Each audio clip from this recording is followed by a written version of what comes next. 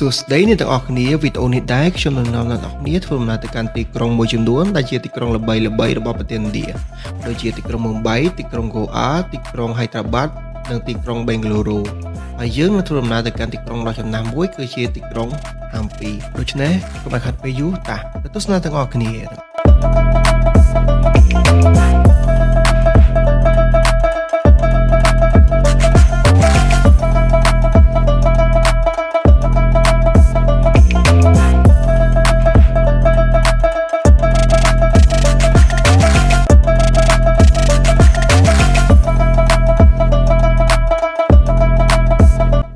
ហើយនៅទីបំផុតពួកយើងក៏បានធ្វើដំណើរមកដល់ទីតាំងដែលមានប្រាសាទបុរាណជាច្រើន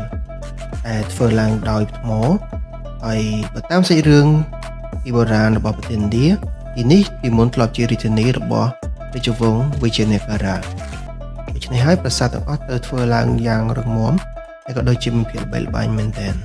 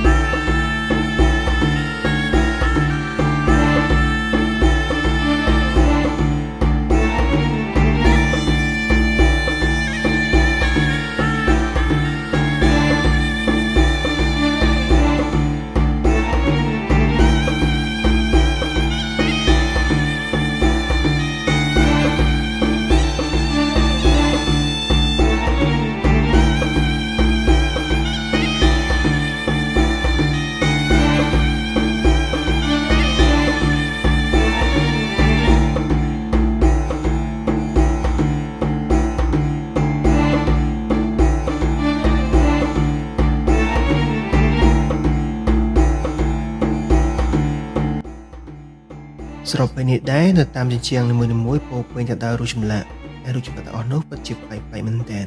តែធ្វើឲ្យយើងគួរឲ្យកត់សរសើរថាវាពិតជាអស្ចារ្យហើយរូបចម្លាក់ទាំងអស់នោះមានដូចជារូបសត្វនិងក៏ដូចជារូបអាទិទេពឬក៏មនុស្សផងដែរ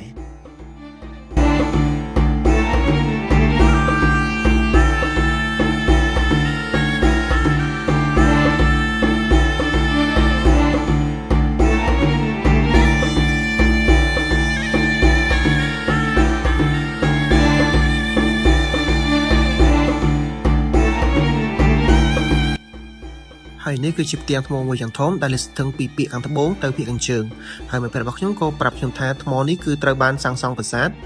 ហើយមានតែនៅក្នុងទីក្រុងហាំពីនេះនោះទេតាស្ដាប់បងប្អូនគ្នា So what is so special about this place is that this kind of rock is not found any place in Karnataka. Oh really? Only in Hampi. Really? I'm not sure about whole of India, but maybe whole of India you will not find this kind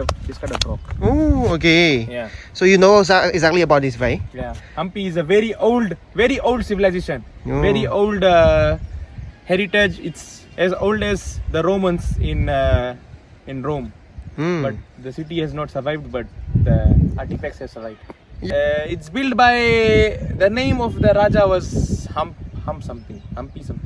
Okay. I have to do some research. Okay.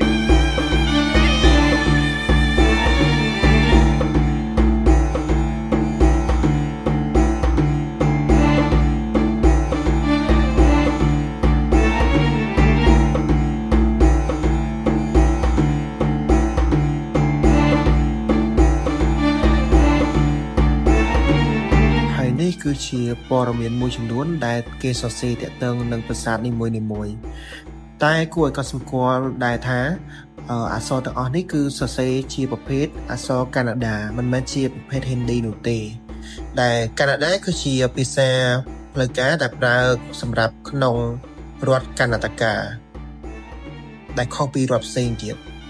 តែយើងដឹងមកហើយថានៅក្នុងប្រទេសឥណ្ឌាភាសាគឺមានច្រើនរហូតដល់300ភាសាផ្លូវការតែភាសាធំគឺមានមួយចំនួនដែលគេប្រើទៅតាមរដ្ឋនីមួយៗឧទាហរណ៍ដូចជាកាណាដាគឺប្រើនៅក្នុងរដ្ឋកាណាតាកាហើយចំណែកឯម៉ារ៉ាធីវិញត្រូវបាននិយាយនៅក្នុងទីក្រុងមុំបៃ This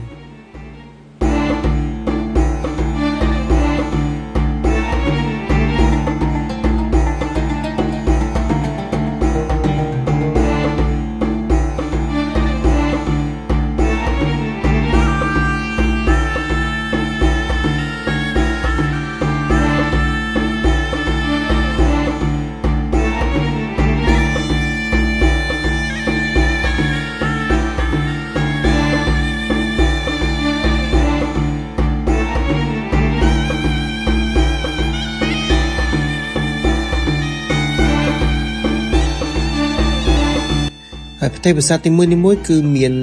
ប្រក់ដំបូលហើយមានសភាពដូចជាមិនទាន់ខូចខាតធន់ធ្ងរទេហើយកន្លែងនេះគឺជាសសរនីមួយៗមានក្បាច់រចនាហើយសសរនៅតាមមួយវាមានលក្ខណៈពិសេសគឺវាមានប្រហោងមិនជាតាន់ប៉ុន្មានទេហើយមិត្តភក្តិរបស់ខ្ញុំគាត់ទំនេរពេកកន្លែងនេះគាត់ទៅគោះហ្នឹងគឺគោះមិនមែនធម្មតាទេគឺគោះបែបលឺហើយមានណាសិស្សគេមកដល់គេដេញហើយជាធម្មតាកន្លែងប្រាសាទបុរាណអញ្ចឹងគេមិនសូវប៉ះគេមិនចង់ឲ្យប៉ះផងហើយគាត់ទៅគោះធ្ងន់ដល់ពេលចុងក្រោយមានណាឃើញហេតុផលភ្លាម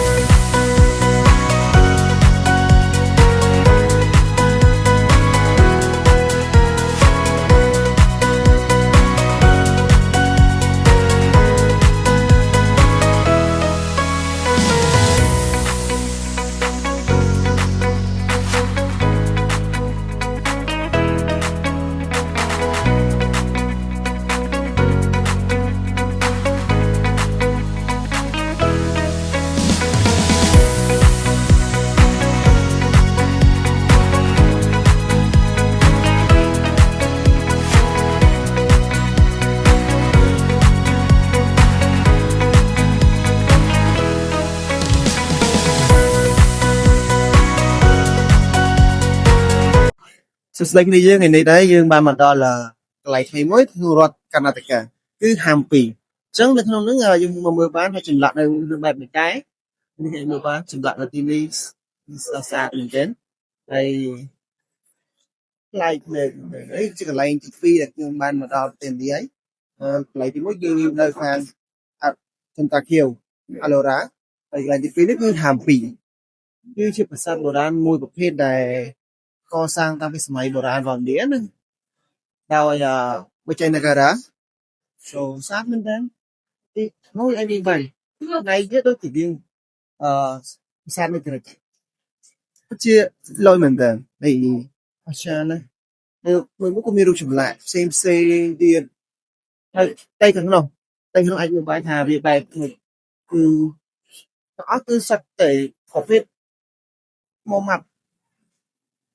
រៀបចូលគ្នាចឹងតែកាលនេះគឺជាជំនឿកតាជំនឿកតាដូចកន្លែងសូនតក្រេចឹងនៅរបស់តាវាទៅទៀងដំណាក់អញ្ចឹងណានេះហើយកន្លែងនេះជំនឿកតា